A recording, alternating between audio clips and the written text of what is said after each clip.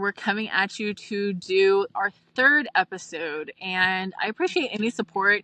If you guys haven't gone ahead and liked our post, followed, subscribed, please do that because we appreciate any and all support. We're just trying to do some content that's a little bit enjoyable and a little bit informative. So today we're going to talk about the murder of Bobby Joe Stinnett. This is a murder that really gets to me. So Bobby Joe Stinnett was from Missouri. She was born in 1981. So she was 23 years old when she was pregnant in 2004. Bobby was married, and she and her husband ran a dog breeding business. They bred rat terriers. Bobby went on a page. I guess the internet was new then. I remember being on the internet in 2004. It was a wild place. So, she went on a page called Ratter Chatter because rat terriers.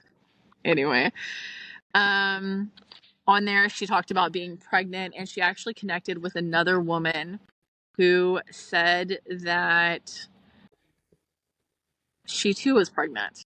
And that other woman was named Lisa Montgomery. I don't know if Lisa used the name Lisa on that Ratter Chatter page or if she went by another name, which is Darlene Fisher. But Lisa, under the name Darlene Fisher, agreed to or arranged to meet up with Bobby Joe Stinnett in Bobby's home. I guess she was like buying a dog, supposed to buy a dog from Bobby, but that was not actually what Lisa was there to do. Lisa was there to murder Bobby and take her baby. So, like I said, Bobby was 8 months pregnant. There was no, when police found her, there was no sign of forced entry. So that's how they know that this was someone that Bobby obviously intended to meet up with. But Bobby was strangled to death and her baby was cut from her like a cesarean. About an hour after her death, her mom, Bobby's mom, actually came in and found her, and she said that her daughter was like covered in and surrounded in blood, and it looked like her stomach had exploded, if you can imagine that. Like, it's pretty graphic. And the baby was gone. That happened in Skidmore, Missouri, where Bobby lived, in Bobby's home. But Lisa did not live in Skidmore, Missouri. Lisa lived in Kansas. So Lisa took the baby to her home in Kansas with her. Lisa had been telling people that she was pregnant, but Lisa had issues. Do you remember this case? Like hearing about this case? It gets wild. You know what? There's so many. It seems like I've heard so many cases just recently about this kind of stuff happening. It does. Well, with the Amber Waterman case, yeah. So Lisa lived in Kansas. She had 4 kids, and after she had her 4 kids, she had her tubes tied. So she shouldn't have been pregnant at all anyway, but she kept saying that she was pregnant was the thing. She kept telling her husband that she was pregnant. But Lisa had like mental health issues. She came from an actually really rough background, and I don't think that just because she's someone that did this terrible thing, we should just like gloss over her terrible background. Lisa actually was like raped and beaten by her stepfather and his friends when she was like 11 years old. She was born to a mom that had alcoholism, and that alcoholism, because her mom didn't stop drinking when she was pregnant with her, caused Lisa to be born with permanent brain damage. So that's brain damage is probably what not caused her, but allowed her to be more of a victim to her stepfather. Sorry, there's a gnat. Now, Lisa started drinking at a young age because she was, born to an alcoholic, lived with an alcoholic her whole life. She started drinking as a teenager, and when she started drinking, her mother threatened her with a gun. So like the abuse just like kept going to the point that Lisa felt like her only way out was to get married. And as soon as she could, when she turned 18, she was out of the house and getting married. She got married when she got married twice, and both of those marriages had like abuse in them too. But somewhere in all of that, like I said, she had the 4 kids, kept lying about getting pregnant. I don't know if it's because, and who will know, because she wanted to be pregnant or because she felt that she had the symptoms of being pregnant, because that can happen. But they said that she was a habitual liar about being pregnant. So on the day that she went to Missouri to meet Bobby Joe, she actually told her husband that she was going to a different place in Kansas. She told her husband, called him, and told him that she was going shopping in Topeka, Kansas, and had given birth while she was on this shopping trip. And so she like went, said she was in Topeka, Kansas, gave birth, and then like went back home. And we all know it like doesn't happen like that, but Yeah, right. regardless, I mean, I only had C-sections, but like I know you don't just like go home the same day. Not only did she go home the same day, but the next day she and the newborn baby, her husband, and 2 of her teenage boys went out to a restaurant the day after all of this happened. So she had given birth. Like, I'm not saying it's not possible, but I'm saying it's real unlikely that you give birth and you go and do that. Yeah. So that's what I just have a couple questions. What is the distance between where Bobby was from there in Skidmore and the distance to where, Lisa was in Kansas? The distance from Skidmore, Missouri, where Bobby Joe lived, and Melbourne, Kansas, where Lisa lived, is 2 hours and 30 minutes. Like, she for sure planned this. Yeah. Because she had 2.5 hours to think about, do I really want to like unalive this woman, and then 2.5 hours after on the trip back to try to make something right. Just Right. So that's 2.5 hours, whereas Topeka, Kansas is less than an hour away from Melbourne. So the fact that she gave, I mean, also knowing that that is less than an hour away, the fact that she gave birth and didn't even call the father of her child to be like, oh, hey, I'm in labor. I don't know. I But know she's definitely, there's some mental stuff, but I feel like because of the things that her actions, she knew better. you can't claim, in my opinion, insanity whenever you take so much time to plan something. Not only did she make the 2.5 hour drive, but she got on Ratter Chatter. She claimed to be pregnant. She told her husband she was pregnant. She did like all these things leading up and then planned to meet that day. This was not a spur of the moment type thing at all. Mm-hmm.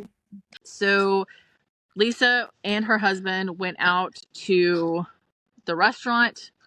A neighbor told the police that the next day. Police tried to trace Bobby Joe in an effort to find what happened to Bobby Joe. They tried to trace her online communication. That is where they found that, hey, she's been talking to this one person. Maybe Lisa Montgomery will be someone that can help us with some details, like they thought she was a witness. They didn't go to her house thinking that she was the murderer. But Yeah. they got to her house and they saw her car, and that car matched the description of the possible suspect. And then they were like, And then they, knocked on the door, go in, and Lisa is sitting there holding a baby, watching TV. And she claimed that the baby was hers. It took them over an hour to get her to break and finally admit what had happened, what she did. So she did admit it. And the baby was eventually placed in the care of its actual father, Bobby Joe Stennett's husband. It did have to be There had to be a DNA test, of course, to prove that that was the actual child. But Lisa Montgomery did not, despite admitting to police what she did. She did not plead guilty. She actually took it to a jury trial, and I think that that was a big mistake on her part because she was actually found guilty and she was sentenced to the death penalty. Also, I mean, just to back up a little bit, because she murdered Bobby Joe in Missouri and took that baby, kidnapped that baby across state lines, this was not a state crime. That became a federal crime. Because it became a federal crime, she had a federal trial. And federal trials are different than state trials. Things are way different. So she was indicted by a federal jury. But she did not take responsibility for her crime. She was actually charged with kidnapping resulting in death, which is actually the same charge that Amber Waterman was charged with. But Amber Waterman got a little bit intelligent about it and pled guilty. I mean, that's what I would say, because whether it's right or not, I will always believe that you are punished if you take something to a jury trial and you are found guilty. It's unfortunate, but show me one case where a person got a shorter sentence because they took it to a jury trial. Lisa was found guilty by a federal jury on October 22nd, 2007, and the jury recommended the death penalty. She was sentenced to death on April 4th, 2008, because federally they don't sentence you at the same time that you're found guilty. Like state courts, a lot of state courts, you'll be sentenced, the same day. Now I do want to say, during her trial, her attorney tried real hard to say, like, she's got all these problems going on. They said she had borderline personality disorder, that she had depression, PTSD, that she was in a delusional state, that she had some disorder that caused her to, like a pseudo pregnancy sort of disorder. But the jury didn't buy it. And Lisa Montgomery was executed on January 13th, 2021 at 1:31 a.m. Eastern Time. And also, she was the first person executed, the first woman, female, executed as a federal prisoner in 67 years. So I thought that was interesting. That's just not a normal thing. Yeah. For states don't do it a whole lot, and I believe, my opinion only, but I believe that states don't execute women because they see them as mothers. They see the maternal feature, and they just aren't to that level yet. They don't hold them to the same responsibility as men. Whether you believe that's fortunately or unfortunately, that's what I think. A woman can commit the same crime as a man and not get nearly the sentence, but this is one time where she did. Yeah, and that's actually what they're saying about the Menendez trial. They're saying because, had they been women that this happened to, that they wouldn't have been looking at the death penalty or sentenced to life in prison. I think yes, I think that that's because of, the way that they view women, but also the way they view women and abuse. It's just so much easier for them to think a woman is abused, it messes her up like this, it messes her, like they have to deal with all of these things. But toxic masculinity is a very real thing, and people just don't want to accept that men can be affected the very same way. A man can be abused by a man or a woman and still be, terribly affected by it. So, Yeah. anyway, I think so too. I was wondering about the baby. And so you answered my question on that, though. I was wondering if the baby was okay. The baby did live. I think the baby is fine. I think the baby, I actually think maybe I have seen stuff about the baby, but it's been a while ago. I didn't look stuff up this time about the baby, kind of because I think the baby just deserves, the baby's, much older now, but I think the baby just deserves to live her life. Or his life. I think it's a girl. But anyway, deserves to live their life. Yeah. Well, in my thinking too, like, she apparently was mentally with it enough to be able to know how to take care of a newborn baby.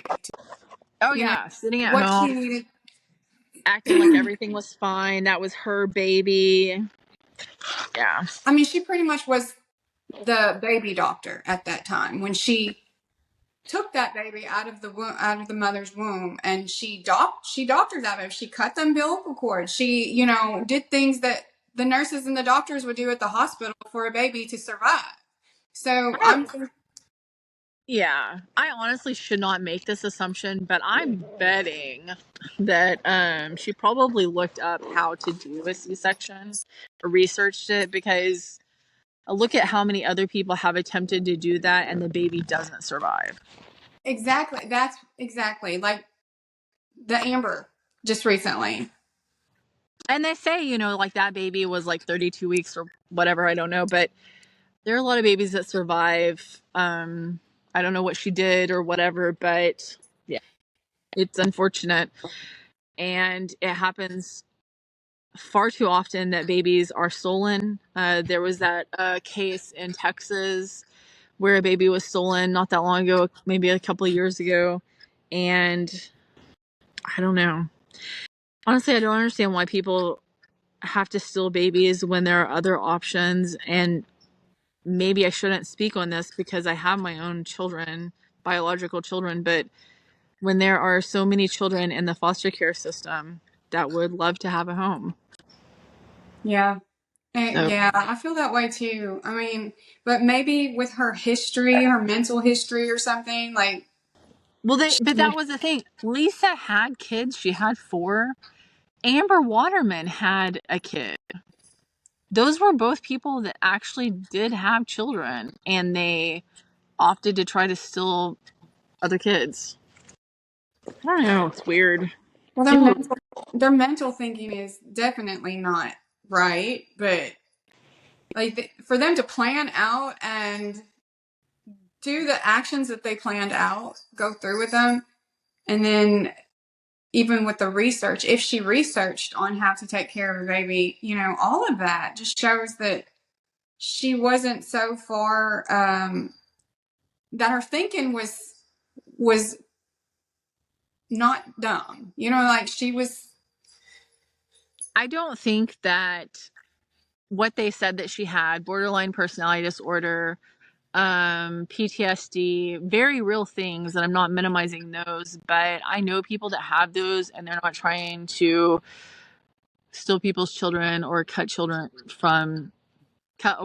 unborn children from pregnant women, like those are not, in my opinion, all that serious if treated, that a person's going to go do that. And maybe I'm making a lot of assumptions, but murder is murder. She literally murdered the woman and cut the baby from her stomach. Yeah. And that's horrific. I can just imagine Bobby fighting, trying to, any mom would, fighting, trying to protect her unborn child, and or trying to save her own life in order to save her unborn child. It's sad. Lisa paid the price. Yes.